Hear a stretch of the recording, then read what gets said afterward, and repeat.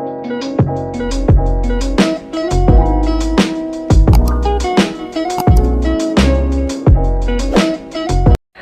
guys, kembali lagi dengan saya Putri Umi Salama di UTS Ketahanan Pangan.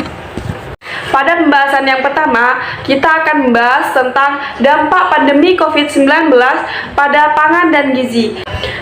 Pandemi COVID-19 ini membawa dampak pada berbagai aspek kehidupan masyarakat yang akhirnya datang dari kebijakan pembatasan sosial berskala besar atau yang disebut dengan PSBB.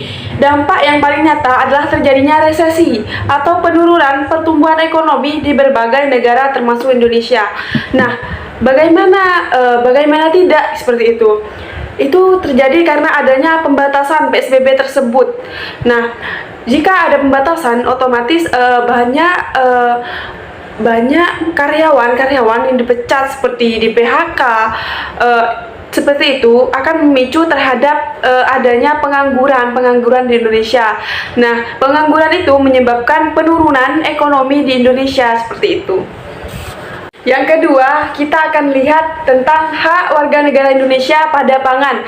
Yang pertama ada kuantitas, yang kedua ada kualitas, yang ketiga ada keamanan, yang keempat beragamnya gizi, yang kelima gizi seimbang dan terjangkau. Kita sering kali menemui banyak sekali makanan-makanan atau produk-produk yang di sana tercantum adanya nama, komposisi, nilai gizi, tentunya ada yang paling penting nih BPOM ya, atau keamanan tadi. Nah, apakah label-label tersebut tidak penting? Nah, tentu sangat penting agar warga Indonesia tahu bahwa produk ini sangat menjamin apa yang kita makan, apa yang kita konsumsi seperti itu. Di slide selanjutnya ini adanya perbedaan antara si miskin dan si kaya. Maksudnya seperti ini. Contohnya, keluarga miskin akan menjaga kebutuhan pangan pokoknya, sementara keluarga kaya akan banyak mengonsumsi makanan yang sehat dan menjaga pola makan seimbang, memperhatikan kebutuhan asupan protein, vitamin, dan mineral.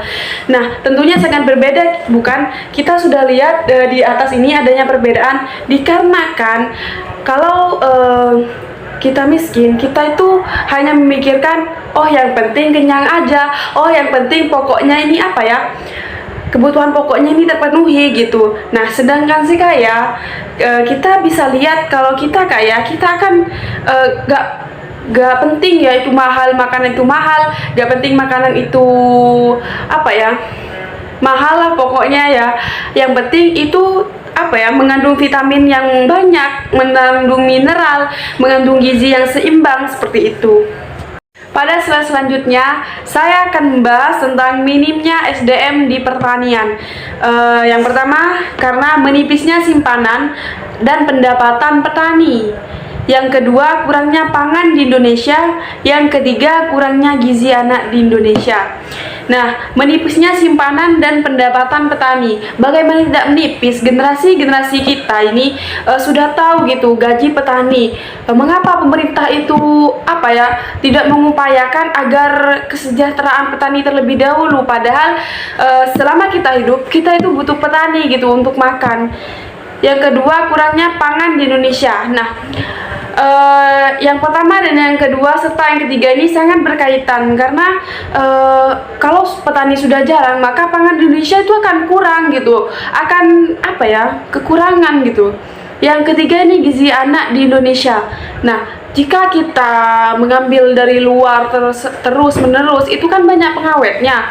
Nah, tentunya semakin hari di perjalanan itu mengurangi gizi seperti itu.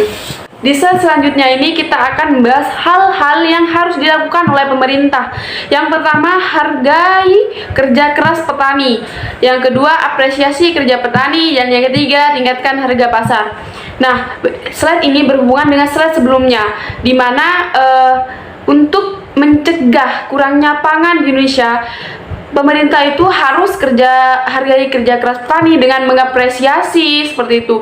Yang kedua, sama yang pertama, dan yang ketiga ini tingkatkan harga pasar, di mana petani tidak selalu merasa rugi. Wah, sudah capek-capek nanam, sudah capek-capek gini, masa dihargai gak setimpal, sedangkan apa-apa sekarang mahal, pupuk mahal, apapun mahal seperti itu. Pada slide selanjutnya kita akan membahas upaya-upaya meningkatkan produksi dan ketahanan pangan. Menurut saya di sini sangat penting ya, karena dengan cara satu, perluasan areal tanam padi, sawah pada rawa, lebak, dan varietas. Yang kedua, peningkatan diversifikasi tanaman selain padi seperti jagung, kedelai, dan lain-lain.